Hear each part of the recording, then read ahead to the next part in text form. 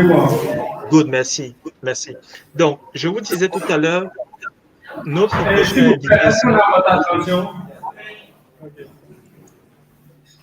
prochain invité, c'est Bonaventure. Bonaventure fait actuellement son doctorat sur les Natural Language Processing. Honnêtement, je ne connais même pas quelle est la. Je pense avoir traduit ça récemment. Je suis tellement habitué à ça en anglais que euh, c'est même compliqué de le dire en français. Mais voilà. Bonaventure partagera avec vous son parcours. Et comme je disais tout à l'heure, n'hésitez pas de poser les questions. Il partagera un peu de ce sur quoi il travaille, le traitement automatique du langage naturel pour les langues africaines. J'aurais tellement voulu inviter également Chris.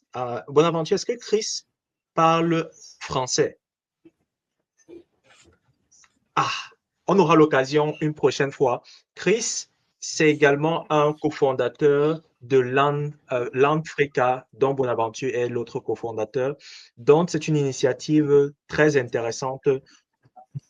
On aura l'occasion d'en mentionner ou d'en discuter largement pendant l'école d'été. Donc, je vous invite à venir pendant l'école d'été. Je vous ai dit, c'est pas des cours de répétition, c'est complètement gratuit. Donc, je ne vais pas m'étaler à ce niveau, Bonaventure. Merci pour ta flexibilité et je t'en prie, you have the floor. Je vais essayer d'abord de me présenter. Je m'appelle Bonaventure Dessous. Comme vous l'avez entendu par mon prénom, je suis béninois. J'ai grandi au Bénin, j'ai fait le collège catholique Père-au-Pierre. Et après, avant de quitter le Bénin, j'ai fait l'Institut de formation et de recherche en informatique qui ouvrait sa première promotion. Donc, on faisait partie littéralement genre des sujets tests de l'institution. Donc, en gros, c'est un peu ça. Et puis, j'espère qu'on pourra avoir de bonnes discussions. Enfin, une bonne discussion. Absolument. Euh, donc, je t'en prie, les amis, je ne sais pas si vous aviez déjà prévu des questions, mais moi, je peux commencer parce qu'il a voulu que ce soit un format de discussion. Donc, je pourrais commencer en demandant, Bonaventure, comment est-ce que tu te retrouves dans le domaine de l'IA aujourd'hui ou même des sciences pour commencer? Est-ce que depuis très jeune, à leur âge, tu étais déjà passionné par les sciences et comment est-ce que tu te retrouves à être dans ce secteur-là aujourd'hui? C'est une très belle question. Bon, à la base, il faudrait savoir que genre, je voulais être docteur, je voulais être gynécologue. Donc, c'est quand même un peu science, genre, mais c'était plus orienté vers biologie. J'étais pas du tout bon en mathématiques, mais j'ai un papa un géomètre expert, il est à la retraite maintenant. Donc, c'était aussi frustrant de ne pas être bon en mathématiques. Mais par contre, avec les ordinateurs, j'étais très à l'aise. J'ai commencé à en avoir très tôt. Quand j'étais au primaire, j'essayais de m'amuser avec, dans le temps, la secrétaire de mon papa. Et puis, dans les manuels scolaires qu'on avait, je faisais des apprentissages à vite taper. Parce que je regardais aussi parfois certains films où, en fait, c'était beaucoup plus du hacking, où, en fait, on avait les écrans noirs avec genre des chiffres 0, 1, vert et tout. Donc, c'était intéressant. Et voilà, bizarrement, c'est là que ça a commencé. J'étais vraiment curieux. Je jouais à beaucoup de jeux. Et parfois, si je démontais le moniteur pour remonter, pour savoir comment ça marche, la carte mère, ce genre de choses. Donc, ça a commencé un peu tôt, mais je ne savais même pas que j'allais me retrouver dans le domaine actuel. Intéressant. Tout comme le guest précédent, je parle ici de Césaire, il, il a mentionné le fait que c'est pas comme si il avait une passion particulière pour les mathématiques, encore moins même la physique au secondaire. Et ma question pour toi, c'est quel a été le shift, au-delà bien sûr de l'intérêt que tu as puisé dans les films, dans tout ce dont tu as été exposé, et également de l'entourage que tu as eu de ton père. Quel a été Mhm. le shift, pas pour que tu t'intéresses, mais pour que tu puisses commencer à comprendre ces matières-là, que ce soit les mathématiques? Oui, OK. Quand j'étais en troisième, enfin de la sixième en troisième, j'étais vraiment nul en maths. Tous ceux qui ont fait le collège européen à mon époque pourront le dire. La plus forte note que j'avais, en fait, c'était 6. Euh, et je me rappelle qu'au BEPC, j'avais eu une très bonne moyenne, mais ça avait été réduit parce que j'avais eu quoi? J'avais eu 10. C'était ma plus faible note. Euh, les, donc, au BEPC, au collège européen, souvent, ce qu'ils faisaient, c'est qu'ils orientaient en fonction de la en griffe force. Et en SVT, j'avais eu la note maximale, genre j'avais eu 20. Donc, c'est pour ça que j'ai été orienté en série D. Aussi, ça coïncidait un peu avec ce que je voulais faire. Et donc, quand j'ai commencé la seconde en série D, j'ai rencontré un monsieur Ignace. Je parlais même de lui dans mon livre. Et c'est lui qui m'a fait découvrir, en fait, les maths. Je pense que le professeur qui était censé nous enseigner cette année-là n'était pas là, ou bien avait quelque chose. Et monsieur Ignace venait en griffe en tant que remplaçant, si je me rappelle bien. Donc, ce qui m'a touché, c'est que après le premier devoir du premier trimestre, il a eu le temps de référencer ma copie. Par exemple, il a partagé le fait que en arithmétique, parce qu'on avait souvent deux parties, géométrie et arithmétique. Euh, En arithmétique, j'avais eu la note de 9 sur 20. Mais je pense que genre, la géométrie était beaucoup plus, j'en suis 14 ou bien sûr. Et il a pris ma feuille, il a dit, OK, qu'il a remarqué que moi, il a particulièrement parlé de mon truc, que moi j'ai eu 9 parce que j'ai tout fait en arithmétique et que donc, il pense que si je me focalise, je fais plus d'efforts du côté géométrique, bien, le niveau pourrait monter. Et je pense que ça a été le déclic parce qu'après, j'ai commencé par le suivre dans le collège. Je faisais la catéchèse souvent les mercredis, donc je restais à l'école. Et donc, j'ai commencé par le suivre, par voir là où il faisait des répétitions. Donc, c'est comme ça un peu, limite, je le suivais, je le harcelais un peu. Et petit à petit, il a commencé par me dire, OK, viens dedans, dans la classe, là où il faisait les répétitions. Et puis, je restais. Et donc, ça m'a donné plus de goût. Même les livres qu'on utilisait, je pense que c'était Siam. J'avais maintenant Exact. plus d'intérêt à utiliser Siam, à faire les exercices. J'échouais, mais je reprenais. J'échouais, mais je reprenais. J'échouais, mais je reprenais. Et je pense que c'est comme ça qu'il y a eu le shift, Un déclic. vraiment. Et puis, et du dernier trimestre de la troisième, je pense que pendant les vacances, là, il y avait juste eu l'intervalle de l'examen du BEPC. Au premier, deuxième trimestre de la seconde, il y a eu vraiment une transformation. Et je me rappelle même ce qui s'est passé, et c'est aussi l'histoire de la persévérance. Il y a le devoir du troisième trimestre.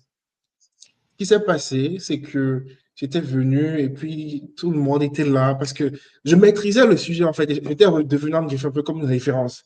Donc, si ce n'était pas les gens de la C, la personne avec qui on venait, c'était moi. Donc, ce qui s'est passé, c'est que j'étais venu, beaucoup de personnes m'ont posé des questions et tout ça m'a embrouillé. Et quand j'ai fait le devoir, j'ai eu 5 suiveurs. Et tous ceux à qui j'expliquais, je faisais les démonstrations au tableau, ils ont les 18, les 16. Depuis ce jour-là, par exemple, je ne viens plus jamais à l'heure, en tout cas avant l'heure de composition d'un examen. Je ne fais plus ça.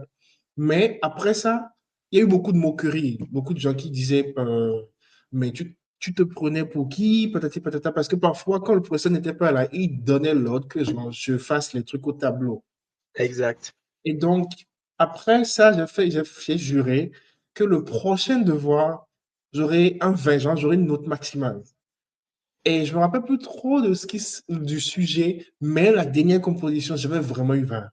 Et donc, le professeur, il est venu littéralement, monsieur Ignace est venu littéralement en classe, il a dit, OK, j'ai pris la feuille de Bonaventure et voilà, je n'ai pas eu à faire de corriger-type. Donc, c'est ma feuille, il a donné comme corriger-type aux autres classes qui ont utilisé la même chose parce qu'il a dit, c'était très bien écrit, il n'y avait aucune rature, il y avait toutes les explications qu'il fallait, les réponses étaient détaillées, donc il ne s'est plus gêné. Donc, en fait, c'est à partir de là que ça a commencé. Et puis, je me suis dit, OK, au lieu d'aller faire de la médecine et techniquement de souffrir pendant des années, je peux essayer de faire ceci qui me donne une meilleure manière de penser, plus indépendante et me permettre de tout autant impacter. Et donc, initialement, je voulais être je voulais faire ma formation en génie logiciel, mais après, ça a dévié, ainsi de suite. Donc, c'est comme ça, vraiment, il y a eu le shift et puis l'amour pour les mathématiques sont nés. Je pense Ça, que c'est c'est, juste un hasard. Si je n'avais pas rencontré ce monsieur, peut-être que je ne serais pas ici. Je pense certainement que je ne serais pas ici. je trouve ton histoire tellement, je veux dire, très intéressante en termes de narration. Tu parles de hasard. Je trouve beaucoup d'intersections également avec mon cadre. Moi, personnellement, ce n'est que jusqu'en première que j'ai eu ce gros déclic-là. Et l'histoire, elle est relativement la même. Je ne vais même pas entrer dans mon histoire ici, mais je vais te poser une question qui a été une Mhm. expérience que j'ai eu à faire. C'est du moment où j'ai commencé à me donner aux maths, il y a eu ces phases de zigzag-là, mais progressives. Je parle en termes de compréhension. Mhm. Moi, ce qui m'a beaucoup aidé, et je le partage parce qu'on est justement dans un cadre d'apprentissage avec des jeunes au secondaire, c'était de travailler encore et encore et encore. De travailler encore et encore et encore au tableau. J'avais toujours les mains sales de la craie. Mais ma question ici, c'est est-ce que la question elle est très évidente pour moi. Je veux également que tu partages aux jeunes. Est-ce que tu n'as pas réalisé que plus tu apprenais, moins, je veux dire, plus tu apprenais, bien sûr, plus tu comprenais, mais plus tu réalisais qu'il y avait tellement de choses à comprendre. Mais ce qui est encore plus important ici, c'est que plus tu étais excité d'apprendre davantage les mathématiques. Like, Oui, l'amour des mathématiques venait justement en le faisant. C'est pas que tu avais l'amour des maths avant de commencer, mais c'était en le faisant que tu avais cela. Partage un peu ce point-là. oui. En fait, je pense que c'est exactement ça. Et puis, je pense qu'il y a un dicton, je ne sais pas de l'origine, qui dit que c'est en mangeant que l'appétit vient. Et c'est exactement ça. En première, par exemple, je me rappelle d'un, il y a eu plusieurs phases. Par exemple, je me rappelle une fois où mon professeur, Monsieur Salif, ou je pense, en tout cas, j'ai fait la première D2 à l'école catholique, au collège catholique Père au Pied. Monsieur Salifou, il s'appelle ici, je me rappelle bien. Il m'avait dit une phrase qui m'a touché. Il a dit que les mathématiques, ce sont des sciences ingrates. Genre, tu peux être bon partout, tu peux te préparer comme tu veux, mais il suffit que tu fasses une petite erreur et puis genre. Et il disait en fait que ça lui arrive même à lui-même, tu vois. Et donc, comme tu disais, j'étais tout le temps au tableau, j'essayais à chaque fois, par exemple, avec M. Ignace, il avait sorti un livre là, des 101 limites classiques, qui était vraiment compliqué avec plusieurs cas d'indétermination et tout le reste. Et j'étais son seul élève qui a fini le livre. Et j'ai repris le livre, j'ai encore fini une deuxième fois. Et en première, je me rappelle, il y avait eu aussi ces semestres-là où il y a eu un examen et aucune personne, sur toutes les premières D, il y avait 4 premières D1, D2, D3, D4, personne n'a eu la moyenne, sauf moi. Et donc, c'était vraiment un boom. Like, plus je faisais, plus j'en apprenais, plus je voulais en savoir plus. Et parfois, c'était aussi un clash parce que quand j'allais aux répétitions avec Monsieur Ignace, j'étais souvent ennuyé parce qu'il venait, je savais déjà ce que j'avais fait.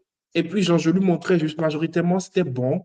À part certaines fois où genre, c'était pas trop bon. Et puis, soit il me demandait maintenant d'aller en griffe coacher d'autres étudiants qui étaient dans la salle, soit il me disait, OK, maintenant, va prendre tel livre, va faire un chapitre qui est plus corsé que celui actuellement que tu étudies en classe. Et donc, ça commençait pas vraiment. En fait, quand il y avait ce niveau qui était en griffe, je dirais pas acquis, mais en griffe acquis, il y avait ce désir-là d'en apprendre plus et Exact. de faire exactement plusieurs fois, parce que la répétition en mathématiques, c'est beaucoup, beaucoup, beaucoup, beaucoup, extrêmement important.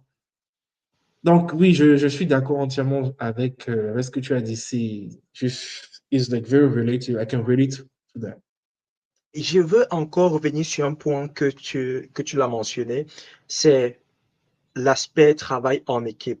Vois-tu, dans notre programme, je te l'avais dit la dernière fois, notre focus n'est pas tant sur la technologie qu'on veut les apprendre, ça vient en deuxième position, mais Mhm. ce qui est plus important, ce sont les valeurs. de travail en équipe, de pensée critique, de collaborer avec les autres. C'est ce dont on a plus besoin. Et tu parles de travailler en équipe. C'est toujours la même expérience que j'ai vécue. À un moment, j'apprenais, je résolvais toutes les épreuves que je pouvais tomber dessus. En fait, si vous voulez, je cherchais les problèmes à résoudre et je résolvais tout cela. Mais j'ai atteint un moment à cette période académique, là, ça c'était en terminale plus précisément, ce plateau où je me disais, qu'est-ce que j'ai encore à apprendre? Mais j'avais beaucoup plus à apprendre lorsque je travaillais avec mes amis, lorsque je prenais la craie et j'enseignais aux autres. C'est juste pour vous dire que les amis, prendre les devants et enseigner vos camarades vous permet d'apprendre plus parce que vous allez réaliser en le faisant que vous développer certaines équations, vous résolvez certaines équations sans même être capable d'expliquer cela. Mais en expliquant, c'est où vous réfléchissez sur la meilleure façon d'expliquer, trouver un théorème qui va supporter cela et autres. J'aimerais que tu nous dises comment est-ce que le fait d'enseigner tes camarades t'a aidé dans la compréhension des mathématiques ou dans la compréhension de ce que tu faisais davantage. Ok.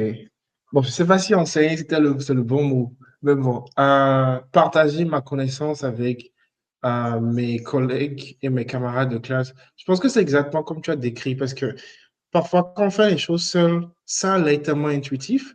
Et c'est quand je faisais mon bachelor en Russie, qu'il y avait un professeur qui m'a dit, en russe, mais je traduis en français, qu'en maths, souvent, ce qui est évident est très difficile à prouver. Genre, quand on te dit, OK, ceci c'est évident, mais comment est-ce que tu trouves que tu prouves ce qui est évident? Donc, en étudiant avec des amis, des collègues, il y a ce caractère, ce côté-là où en fait tu te forces à vraiment comprendre comment tu vas expliquer ce truc qui peut-être pour toi paraît évident à quelqu'un d'autre pour qui ce concept ne paraît pas évident. Donc, en fait, ça te permet d'avoir une couche plus profonde,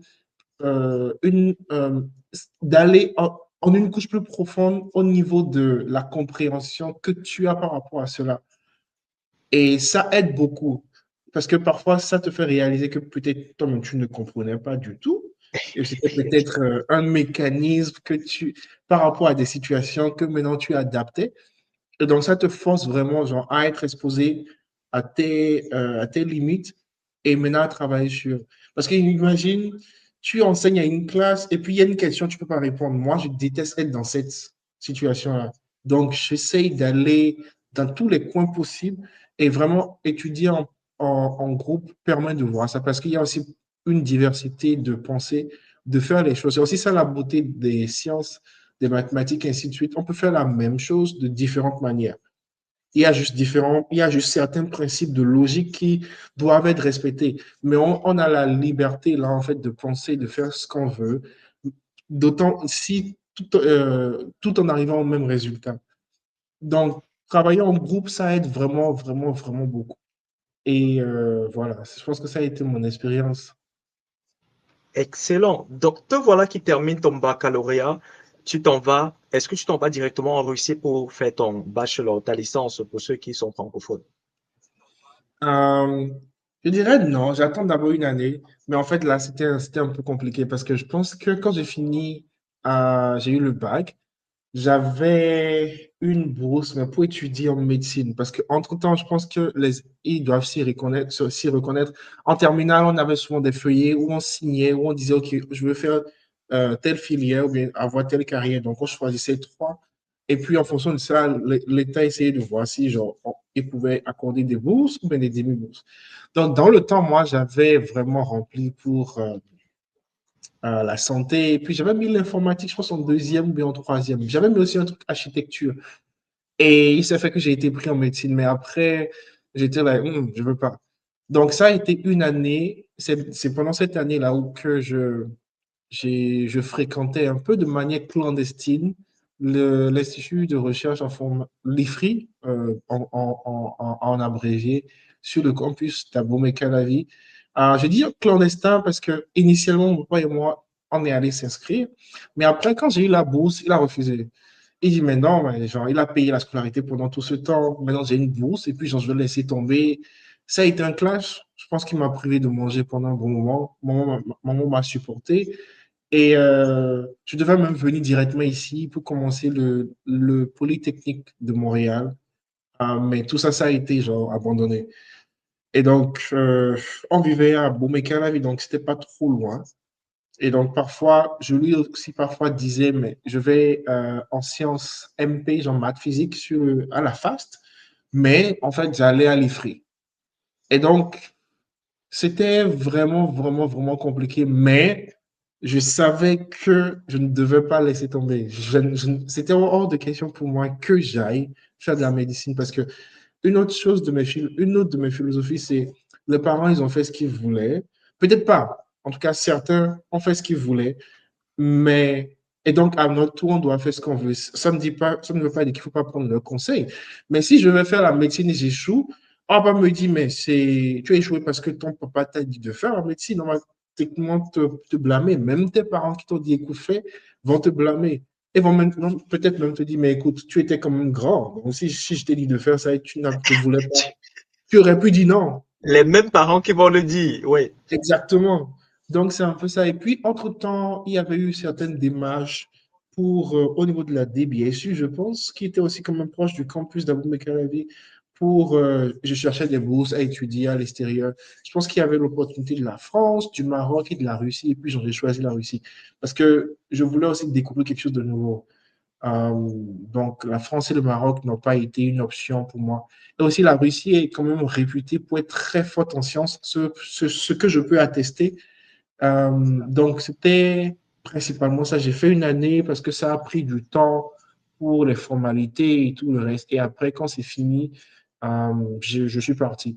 Mais on m'a aussi déconseillé de partir parce que quand je rentrais à l'IFRI, je n'avais pas de bourse.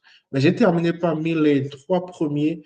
Et donc, je pense qu'il y avait un système qui me permettait maintenant de continuer en deuxième année avec une bourse complète. Donc, c'est que j'avais une bourse maintenant pour aller en Russie, j'avais une bourse maintenant de l'IFRI. Et donc, même mes parents m'ont dit, mais écoute, il faudrait que tu attendes, parce que sinon, si tu pars, tu vas perdre, parce que j'allais perdre la première année. En Russie, je devais étudier aussi la langue russe. Donc, ça veut dire que techniquement, je prends un retard de 2 ans. Donc, les 2 ans-là, par exemple, ceux qui avaient la même promotion que moi auraient probablement fini, genre, leur licence, et ainsi de suite. Mais j'étais like, ça m'importe peu. Chacun avec son truc. Moi, je ne pense pas que ce soit un retard qui va me pénaliser. Je prends le leap, là, genre, je fais ce Ce pas-là, saut, ce pas, ce cette saut fois. et voilà, ce 2 fois. Et voilà, ça a été vraiment, je pense, une grande étape. Parce que si j'avais pas pris ça, je pense que ça aurait été compliqué après. Donc voilà ce qui s'est passé après le bac et comment je me suis retrouvé en Russie. Ça, il y a tellement de choses à apprendre de cela, Bonaventure. Je veux revenir sur quelques points. Le premier, Mhm, c'est que tu savais clairement ce que tu voulais très jeune. Euh, pour la petite histoire, j'ai également fait première D et j'avais cette ambition-là de devenir médecin également. Cela a été chamboulé parce que c'était la première fois que mon oncle, il m'avait même pas offert l'ordinateur. J'étais allé en vacances chez lui et mhm, sa petite fille qui avait 3 ans avait une machine. C'était pas la sienne, mais c'était une machine de la maison. Moi, c'était la première fois que j'ai accès à un laptop. Donc, ça, je suis en première. Donc, c'était très surprenant. Et puis, quand je suis rentré de là, j'avais touché l'ordinateur, j'étais content. Il m'avait juste fait la promesse que si tu obtiens ton mhm, bac, je vais te donner cet ordinateur.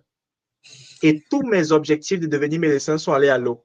Donc, je voulais directement devenir ingénieur en informatique parce qu'on m'avait promis l'ordinateur. mhm. Donc, mon point, c'est à partir de là que c'est dessiné clairement ce que je voulais et j'ai commencé donc à annuler certaines options devant moi pour rester clair à cela. Pour toi, l'histoire peut être très différente, mais qu'est-ce qui était assez clair pour toi? Quels ont été ces principes-là qui étaient assez convaincants pour toi et qui t'ont poussé à ne même pas écouter ce que tes parents te proposaient parce que tu savais ce que tu voulais, mais plus important encore, tu ne voulais pas avoir le regret de ne l'avoir pas choisi. Euh, Je pense que c'est cette liberté d'esprit-là. Parce que l'autre chose, honnêtement, ça m'a découragé.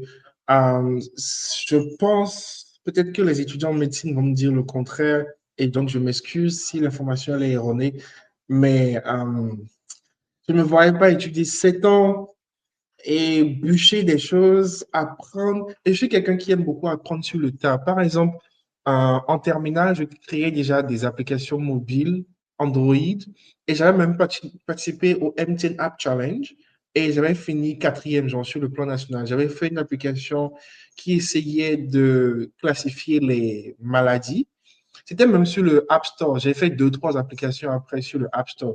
Donc, c'est vraiment sur cet aspect où je pense que je pouvais, en tout cas, je pensais qu'en allant sur les maths, je pouvais faire presque tout ce que je voulais, mais avec un degré vraiment plus scientifique.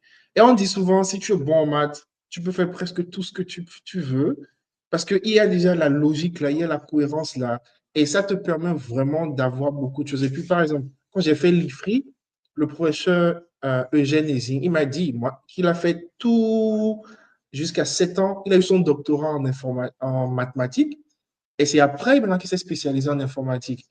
Et moi, vu que genre, aussi au collège, toi, tu as eu ton ordinateur très tard. Moi, j'ai eu mon ordinateur quand j'étais vraiment au primaire. Et Wow. quand j'avais eu mon CEP, il y avait un oncle qui était politicien et qui voyageait beaucoup sur les États-Unis, qui m'avait aussi offert genre un joystick, genre une manette de jeu. Et donc, comme je te disais, genre, j'essayais vraiment de taper, de jouer avec la secrétaire de mon papa dans le temps, d'essayer de taper plus vite qu'elle. Au collège, quand il y a examen d'informatique, je suis toujours en retard. Et quand je viens, je pense que c'était sur 1h30, je finis toujours en 30 minutes. Et le truc qui était drôle, c'est que quand on veut remettre les copies, j'étais toujours aussi en retard. Parce qu'on habitait loin de la ville, donc il fallait se lever vers 6 heures, mais parfois il y avait les embouteillages. Donc quand je viens en classe, peut-être à 8h10 par là, je vois sur ma table ma copie et puis genre, il y a juste marqué 20. Donc j'ai fait tout le parcours avec genre que des 20, 20, 20 en informatique.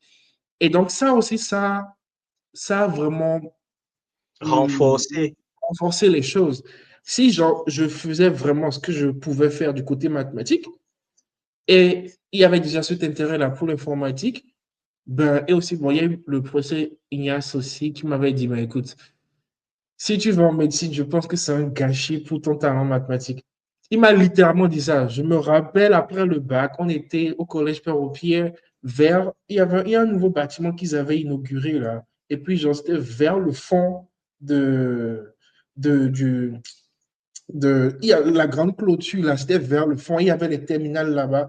Quand on fait Mhm. comme ceci, il y a un grand table et puis il y a des salles, des espaces de jeu à côté. Il y avait des tables. C'était un après-midi. Il m'a dit que si tu vas en médecine, qu'il ne me déconseille pas ça, mais qu'il pense que si je vais en médecine, je vais gâcher mon talent en mathématiques. Et ça aussi, ça a tout chamboulé.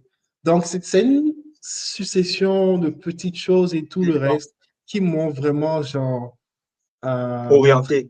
orienter, me montrer que genre, c'est vraiment ce que je devais et je voulais faire. Et aussi, l'autre chose qui est important, c'est que quand on prend une décision qu'on veut, on est souvent en paix avec. S'il y a une décision qu'on prend et en fait, on n'a pas de doute, souvent c'est une bonne décision. Ça ne veut pas dire que genre, le chemin sera facile, ainsi de suite, non. Mais ça veut dire, si tu es en paix avec la décision que tu as prise pour toi-même, je pense qu'il n'y a aussi aucun autre moyen d'être plus convaincu qu'on est dans la bonne direction. Tu en dis tellement de choses. Je ne sais pas, est-ce que les amis, vous êtes autant inspirés par ce qu'il dit? Parce que moi, je le suis. Dans la salle, est-ce qu'il y en a qui sont autant inspirés? Vous pouvez juste lever la main. Ou bien il y en a qui dorment. Si votre voisin dort, je vous donne le droit de verser l'eau sur sa tête, hein. Voilà. Donc, il y en a qui sont vraiment inspirés par ce que tu dis. Peut-être, moi, je peux continuer à lui poser les questions. Vraiment. J'ai l'impression que la conversation que l'on a, c'est entre lui et moi parce que je suis en train d'apprendre tellement de ce qu'il dit. Est-ce qu'il y en a dans la salle qui ont des questions? On pourrait prendre ces questions par rapport à son parcours jusqu'ici et puis je vais entrer dans la suite sur l'aspect recherche un peu plus. Est-ce qu'il y en a dans la salle des personnes qui ont des questions pour Bonaventure? Vous pouvez juste venir devant pour poser vos questions. Et s'il n'y a pas de questions, on va arrêter tout ce qu'on fait. Vous allez rentrer à la maison, les amis. C'est pas possible que vous n'ayez pas de questions.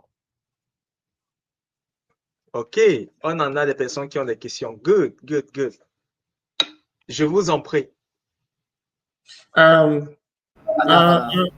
Faudrait pas m'appeler monsieur. OK, il vous a déjà dit, il s'appelle Bonaventure. Voilà. Moi, c'est Trésor d'Apodé. Je suis en classe de première C. Merci, Trésor.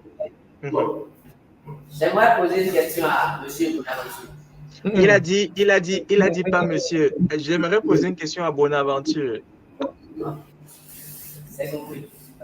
Il a parlé beaucoup des maths, il a parlé des avantages des maths. Moi, je comprends que quand on prend le temps de se donner tout le temps en mathématiques, tout le temps, parfois ça trompe en fait. Parce que quand tu fais les mathématiques et tu oublies un peu les autres matières, dans un devoir, tu peux faire des erreurs et prendre, je ne sais pas, un 5 en mathématiques. Et comme tu ne t'es pas donné aux autres matières, c'est le faillite en fait. Donc, qu'est-ce qu'il faut faire réellement pour ne pas tomber dans ces petits jeux? Ok, je pense que c'est une très belle question. Moi, j'ai fait la série D et je pense que c'était l'avantage de la série D parce que SVT, je pense que c'était coefficient 5, mais tout le reste, c'était 4, 4, 4, 4. Et ensuite, c'était peut-être 3, ensuite, c'était 2. De manière à ce que genre, je devais être polyvalent partout. Je n'étais pas super brillant en physique, mais j'avais vraiment les bonnes notes qu'il faut, peut-être 14, 15 par là. Genre, j'étais pas excellent. Par contre, je pense que la C, c'est beaucoup plus vraiment disproportionné. Vous avez des coefficients vraiment élevés, par exemple 6 en maths, 5 en physique, et puis il y a une troisième matière là, physique, chimie, je sais plus trop, et puis tout le reste, c'est 2, 2, 2, 2, 2, 2, 2.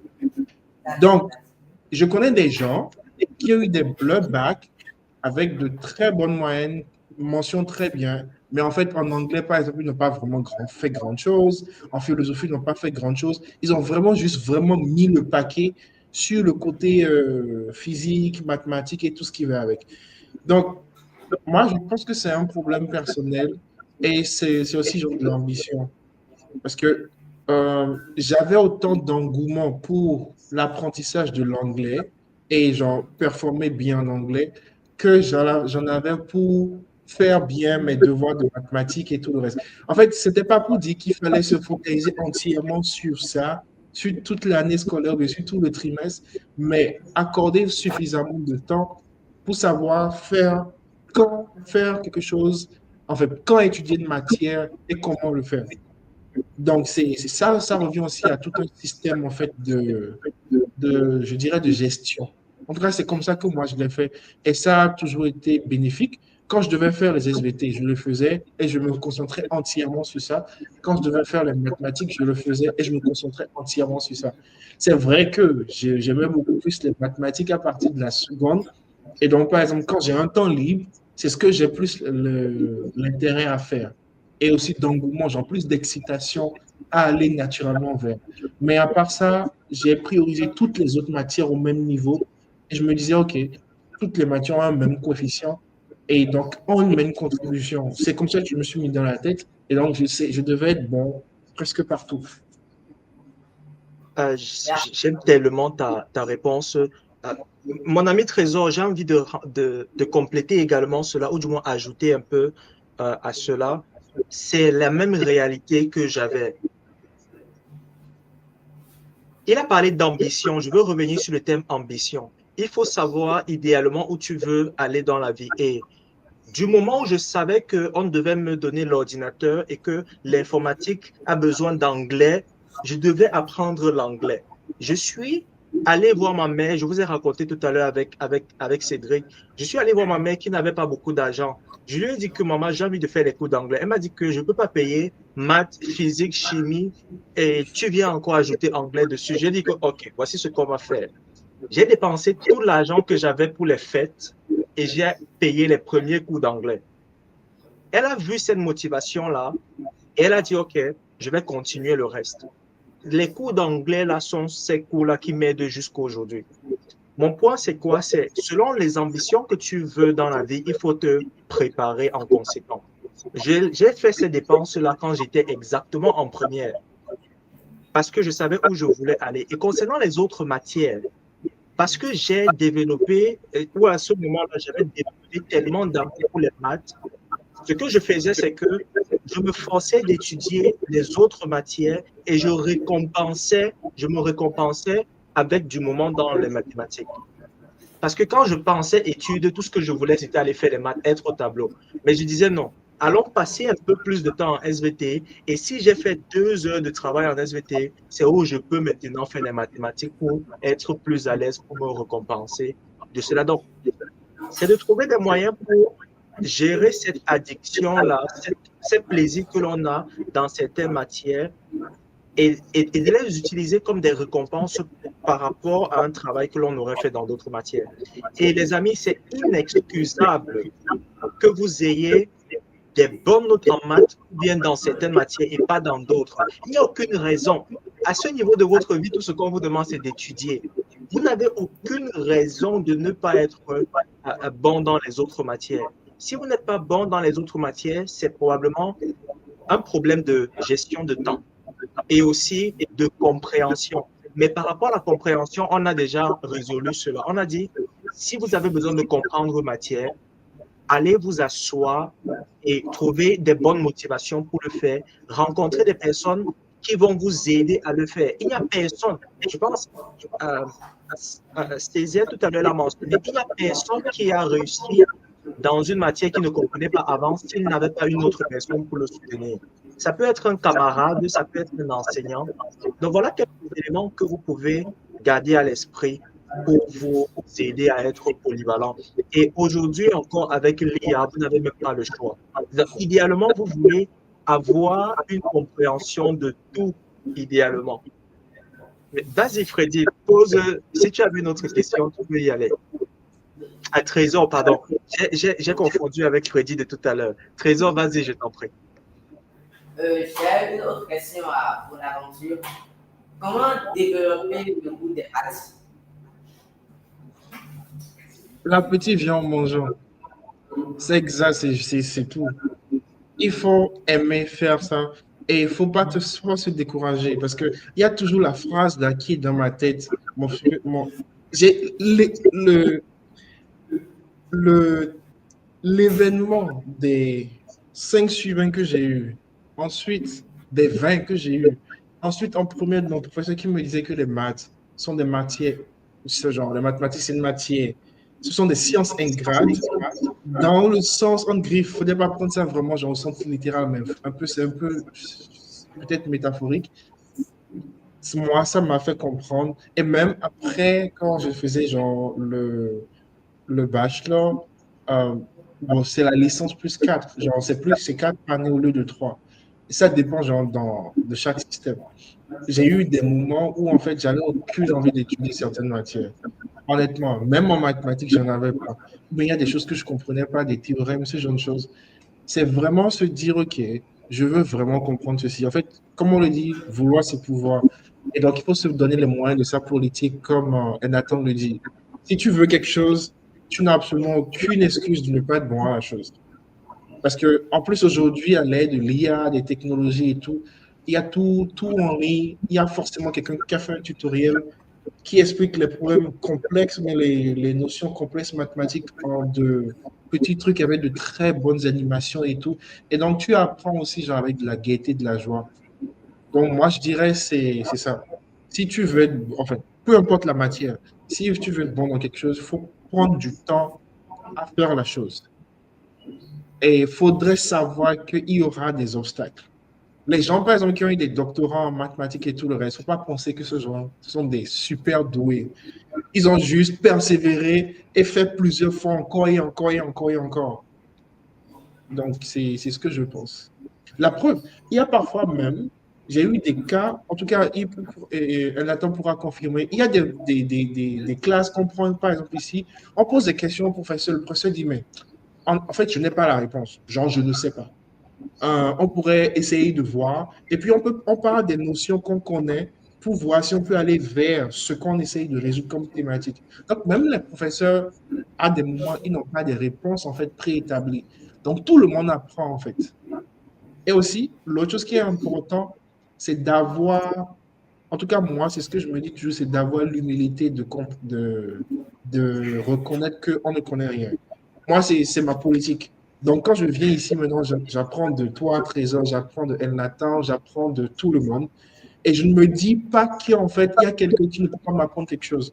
C'est vrai, genre, je connais mon propre niveau, mais je reste assez ouvert pour dire, dans tout échange, dans toute situation, je dois être en mesure genre, d'avoir quelque chose de nouveau. Je dois sortir en griffe un peu moins ignorant.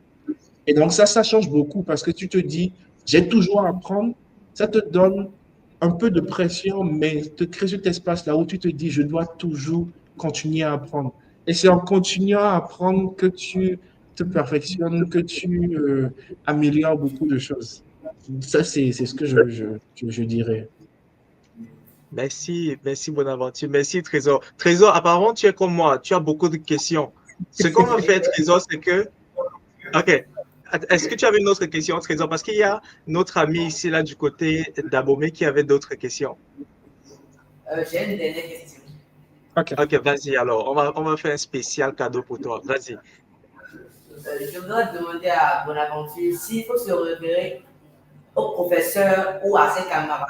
Parce que c'est vrai, le lien entre camarades, c'est plus vrai, quoi. En fait, on peut bien s'approcher de ses camarades que de son professeur, parce qu'il y a des professeurs aussi qui sont un peu en griffe méchants. Donc, c'est bon de s'approcher de ses camarades. Mais est-ce que c'est très fiable de s'approcher de ses camarades ou de faire tout possible pour s'approcher de son professeur?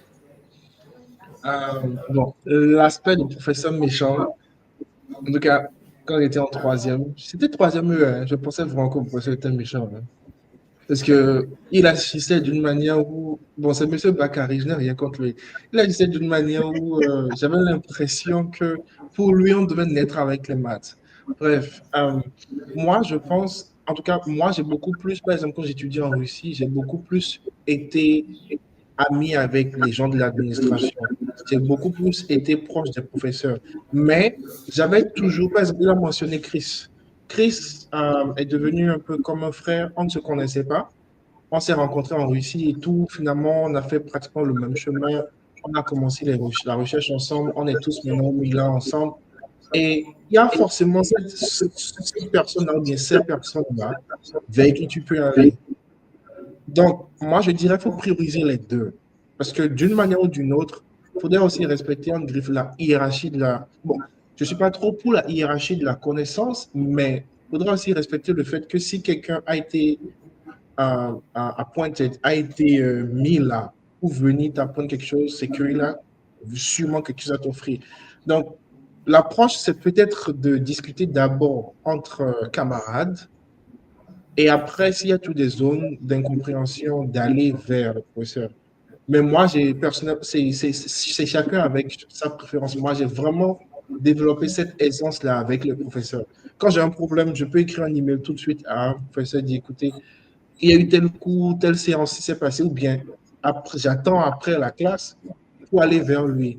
Donc, c'est vraiment une préférence. Mais je pense qu'il faut avoir les deux. Il faut avoir ce côté-là pour aller vers le professeur, mais aussi, il y a certaines questions, comme on le disait, en discutant juste en groupe, tu peux comprendre cela, simplement. Donc, je pense que c'est une balance d'un peu des deux et aussi une préférence. Merci beaucoup, Trésor, pour ta question. Elle était très pertinente. J'ai envie de compléter en disant que Trésor ne voit pas toujours que l'enseignant. Il y a une façon de revoir la façon avec laquelle on perçoit les gens, et pas seulement les enseignants, les gens en général. Dis-toi que si l'enseignant là se lève chaque matin pour venir à l'école, c'est parce qu'il veut vous enseigner. Mais comment est-ce que on devient ami avec quelqu'un qu'on n'aime pas? Ça, c'est une bonne question. En général, pour les étudiants que je suis, je les oblige à lire le livre Influence et How to Win People, something like that. J'ai oublié même le nom, de Dale Carnegie. Comment se faire des amis de Dale Carnegie, exact. Je te dirais que si l'enseignant a tendance à être méchant, ou bien si tu penses que l'enseignant est méchant, une meilleure façon, c'est de t'intéresser à ce que l'enseignant fait. Parce que si je suis dans une salle où les élèves bavardent toujours, les élèves ne font pas leur devoir, je serais méchant. Donc, t'intéresser à ce que l'enseignant fait, venir présenter les problèmes que tu as à l'enseignant, mais pas juste que tu ne comprends pas. Monsieur, j'ai essayé de traiter ceci, je n'ai pas compris. Comment est-ce que ça peut... Ces gestes-là font que l'enseignant aime davantage. On aime travailler avec ceux qui travaillent. Okay? On aime travailler avec ceux qui travaillent. Donc, présente de l'intérêt à ce que l'enseignant fait et tu vas voir qu'envers toi particulièrement, il va réagir différemment. Il sera différent. Donc, je t'en prie. Il y a toujours un élève comme ça dans chaque classe que le professeur, d'une manière ou d'une autre, il aime particulièrement. Et c'est celui qui est généralement bon. Et c'est celui qui est généralement bon. Exactement. C'est cette personne. Bon, parfois, c'est peut-être, on peut dire que parfois, il y a une affinité qui a été créée, peut-être parce que c'est son maître de maison et tout, mais c'est peut-être pas généralement ça. Mais c'est souvent la personne qui pose plus de questions, la personne qui est plus intéressée, la personne qui lève plus le doigt, vraiment de l'intérêt. Parce que, par exemple, si toi, tu es là et tu viens, tu veux enseigner, mais tu veux partager quelque chose à tes amis, et tu parles à tes amis ne t'écoutent pas, tu ne vas pas te sentir bien. Exact. Tu vois. Donc, c'est quand même quelqu'un qui se lève chaque matin, pas dédicace. Il a choisi. Le métier de l'enseignement, je pense que c'est un métier très noble. Ce n'est pas forcément un des trucs qui paye vraiment fou. Il faut vraiment aimer faire ça pour faire ça. Donc, il y a de la passion, de la dédicace et tout ce qui va avec.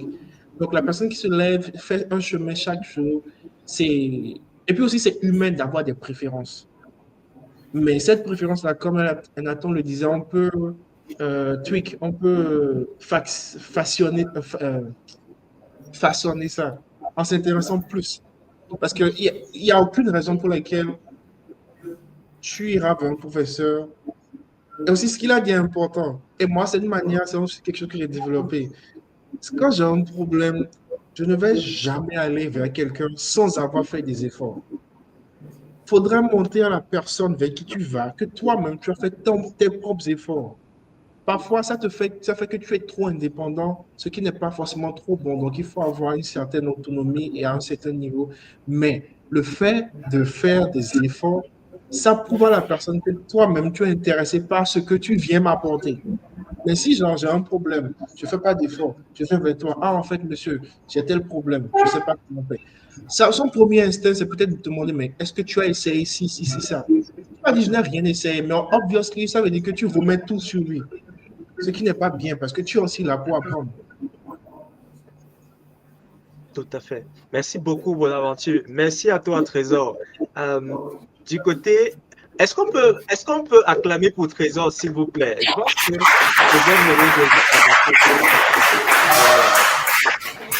du côté d'Abomey, vas-y, dis-nous, mon ami, comment est-ce que tu t'appelles? Moi, je m'appelle Biazin Fleury. Fleury, ok. Fleury, tu fais quelle classe? Je fais la première D. Ok, vas-y, Fleury, je t'en prie, pose ta question. Pas de monsieur. Ok. J'ai constaté que durant tout ce que vous allez dire là, que les maths sont importantes et que les matières scientifiques aussi sont très importantes. Donc, et que les matières littéraires. Mais ma question est celle-ci. Si dans certaines mesures, les matières littéraires ne sont pas plus intéressantes que les matières scientifiques, parce qu'à nos jours, avec l'évolution des sciences et autres, là, la mathématique n'a plus d'importance, n'est plus nécessaire. Vous voyez, non? Prenons l'exemple de ce que vous avez programmé une application uniquement avec l'anglais. Vous m'avez compris? Ok. Est-ce que là, les matières littéraires ne sont pas importantes? Ça, c'est une bonne question. Vas-y, Ça, c'est une Bonaventure. bonne question. Mais permets-moi d'aller en désaccord avec toi. Par exemple, je ne sais pas ce que vous avez fait avec El Nathan. Il a, de manière un peu brève, présenté le site web.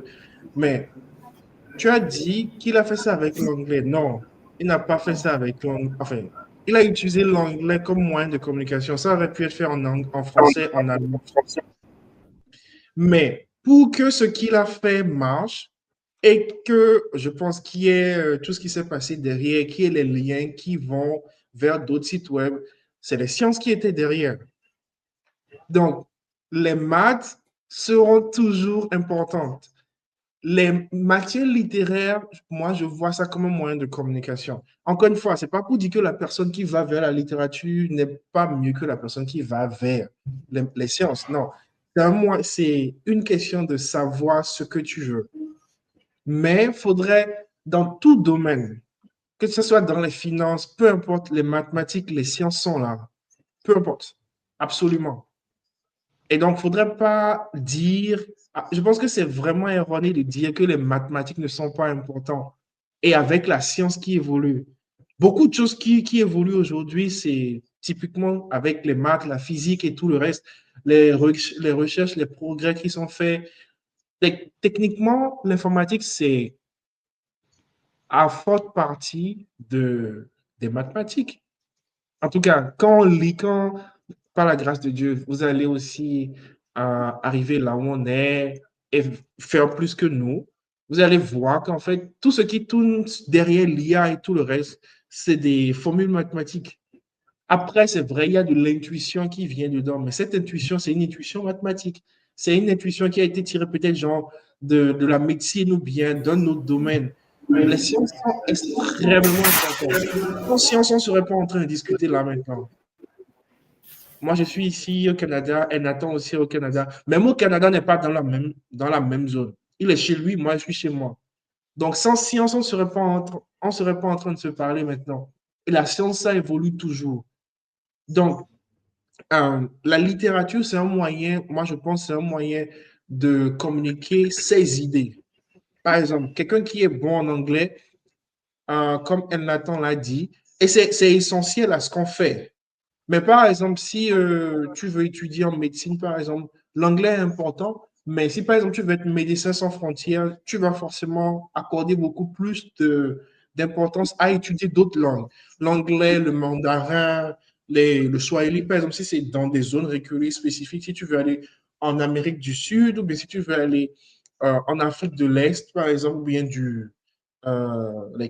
du Sud, tu sais que okay, si tu veux aller dans des zones, des zones rurales, tu dois apprendre les langues de ces zones-là. Donc, c'est un moyen de communication. Mais derrière, je pense qu'il y a forcément toujours cet aspect scientifique-là. Et on ne peut pas parler de science sans parler de mathématiques. C'est la meilleure manière à travers laquelle je pense que l'univers s'exprime partout, genre, tout ce qu'on fait, même les plus grands philosophes, si on va prendre la philosophie par exemple, même les plus grands philosophes, c'était aussi des mathématiciens, c'était aussi des scientifiques. Donc, moi, je ne pense pas que tu devrais avoir cette pensée-là. Faudrait. Oui, oui, désolé, j'ai peut-être trop parlé, vas-y. Non, tu n'as pas du tout trop parlé. J'ai cru que tu avais terminé. Excuse-moi. Oui, ça va. J'aimerais compléter en disant que, en complétant d'une autre perspective ce que Bonaventure vient de dire, les amis, la conversation n'est pas tant science contre littérature ou bien contre littéraire, mettons ça comme ça, parce qu'on parle également de sciences littéraires. Donc, ce n'est pas tant maths, physique, chimie contre philosophie et autres. Aujourd'hui, on ne peut pas parler de maths sans littérature, on ne peut pas parler de littérature sans maths. C'est rendu à être, en tout cas, je parle d'aujourd'hui par rapport à où nous en sommes, par rapport à la recherche, par rapport à ce que l'on fait. Tous ne sont que des outils. Voyez-vous, tout ce que vous faites actuellement, on vous explique cela comme des domaines, comme des sciences, mais un peu plus tard, vous allez réaliser que ce sont juste des outils. C'est pour ça que depuis, on mentionne mathématiques parce que c'est il se trouve que ce soit l'outil que l'on utilise le plus souvent. Mais lorsqu'il faudra écrire des papiers, lorsqu'il faudra échanger avec vous, lorsqu'il faudra expliquer cela, c'est la littérature. L'anglais que moi je fuyais, avant premier, moi je fuyais les cours d'anglais. Je ne sais pas s'il y en a qui ont été comme moi, si moi je suis un cas. Okay?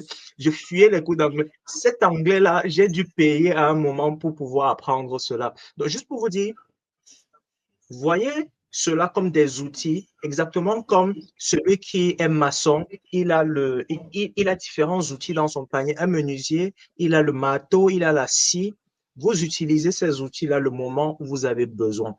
Ça s'arrête vraiment à ce niveau. Ne créez pas plus de confusion que ça dans votre esprit. Ce n'est pas comme il y a des gens qui sont uniquement littéraires, des autres qui sont uniquement scientifiques. Même les littéraires comptent l'argent, right? On compte quoi? Les mathématiques. Les chiffres, ce sont les maths, right? Donc, mettez ça tous ensemble.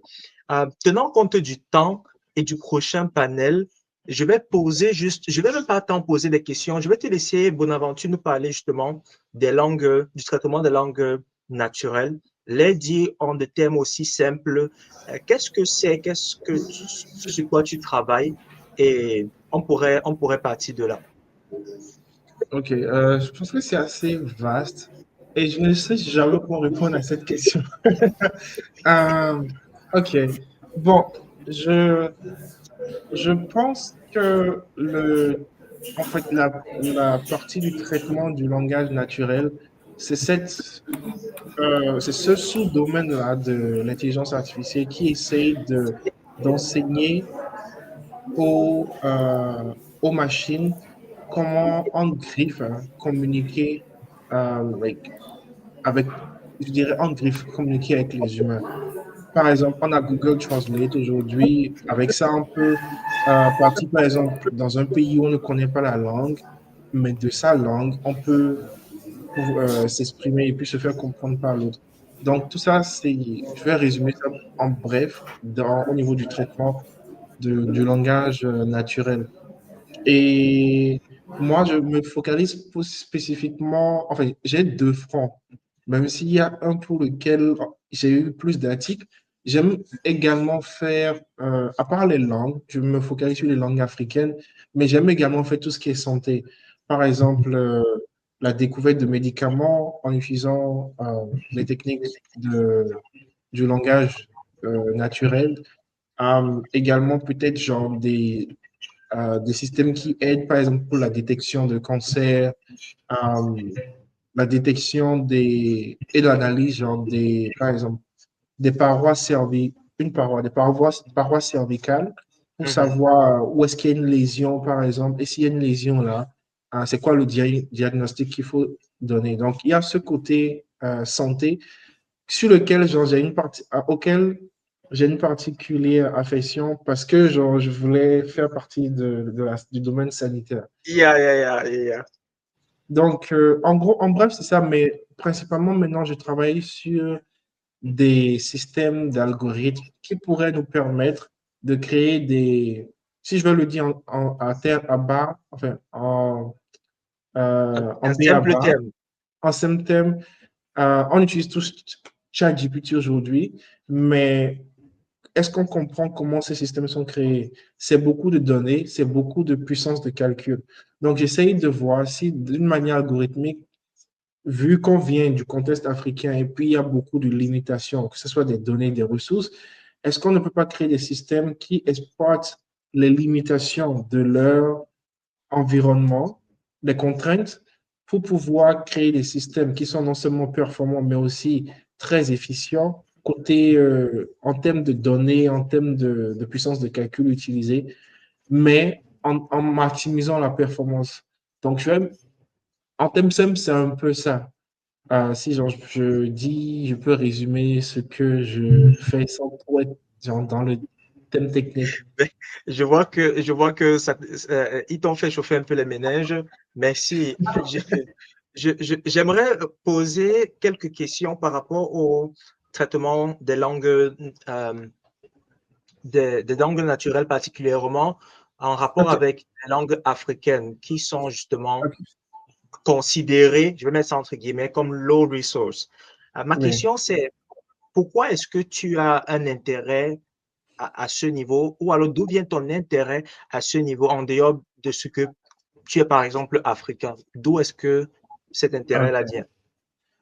Bon, faudrait savoir qu'à la base, enfin, je sais pas si c'est toujours le cas au Bénin, mais quand moi j'étais au collège Père au Pierre, on m'interdisait de parler le fond. En tout cas, les langues nationales, on ne permettait pas qu'on parle. Et aussi, j'ai grandi avec des parents. Enfin, mon papa, il est à la retraite, mais il était géomètre expert. Donc, on discutait principalement en anglais, en français, pardon. Même avec ma maman, c'est vraiment le béaba du fond que je comprenais. Et donc, quand j'étais allé en Russie, il y avait un problème de communication, surtout avec elle. Et puis, il y avait des disputes. Soit c'est quelque chose que j'ai mal écrit, ou bien soit c'est quelque chose qu'elle a dit, et puis j'ai interprété ça de la mauvaise manière et tout. Donc, il y avait un problème de communication. Et donc, techniquement, j'étais là un jour, et puis je regardais un live sur Facebook, Zuckerberg, qui faisait un live, et puis ce qu'il disait, en fait, était transcrit. C'était en anglais, il n'y avait pas encore de traduction, mais c'était en anglais. Donc, je me suis dit, OK, waouh, est-ce qu'on ne pourrait pas faire quelque chose comme ça pour les langues africaines? Et donc, je me suis focalisé sur le fond, parce que c'est ça que ma maman parle principalement, et c'est aussi la langue la plus parlée au Bénin, après le français. Et donc, je me suis dit, on ne pourrait pas créer un système de traduction du fond vers le français et vice-versa. Et c'est basiquement, c'est limite de là que ça a commencé en fait. Je voulais résoudre un problème personnel et c'est devenu quelque chose, un sujet de recherche. Après le fond, ça a été établi, ça a été étendu au Igbo, ensuite au Yoruba, et ainsi de suite. Et aussi, je ne sais pas, ils sont peut-être en première, seconde et tout. Je ne sais pas si vous avez des téléphones. Si vous avez des téléphones et si vous utilisez Google Translate, il faut savoir que ce sont mes travaux qui sont derrière ça. Parce qu'il y a eu aussi des temps où j'ai passé à Google et puis j'ai vraiment renforcé cela. Donc, c'est aujourd'hui, ça s'utilise sur beaucoup de sites gouvernementaux et tout. Et ça facilite aussi la communication. Donc, c'est en gros un peu ça. Si je voulais vraiment résoudre un problème spécifique de communication avec ma maman et puis c'est aller dans autre chose et on est là Il y aujourd'hui. a littéralement toute une recherche dessus. Il y a notre prochain panéliste qui est déjà la Sandra Marion. Elle est également un excellent profil. Et justement, elle n'est pas seule. Et peut-être avant que on ne l'invite, euh, je tiens encore à te remercier, Bonaventure, pour ce temps-ci là, cette transparence. Et c'est pas tout le monde qui dirait comme ça là sur Internet encore aux jeunes que voici mon parcours, voici, j'avais telle note, j'avais 6 ici, là, j'ai eu 5 à ce niveau. Se présenter aussi vulnérable. Et les amis, juste pour vous dire, malgré l'humilité que ces gens-ci la présentent, ce sont des experts dans leur domaine. OK? Ce sont des personnes qui sont hyper occupées. D'ailleurs, je vous recommanderais de taper juste au Google, de les googler, comme ça se dit souvent, sur Internet, et vous comprendrez de quelle posture est-ce qu'ils parlent. Donc, juste pour vous dire que pour certains, vous ne mesurez juste peut-être pas, avec raison, le profil de ces personnes-ci, mais ils prennent le temps pour venir partager avec vous et on espère que vous comprenez quel est l'enjeu ici et que vivement, et il a très bien dit tout à l'heure, vous fassiez plus que ce que l'on fait actuellement pour les autres après vous. Donc, voyez ceci comme une dette dont tout ce dont on attendrait de vous, c'est que vous donnez au prochain. Je tiens tellement à te remercier, Bonaventure.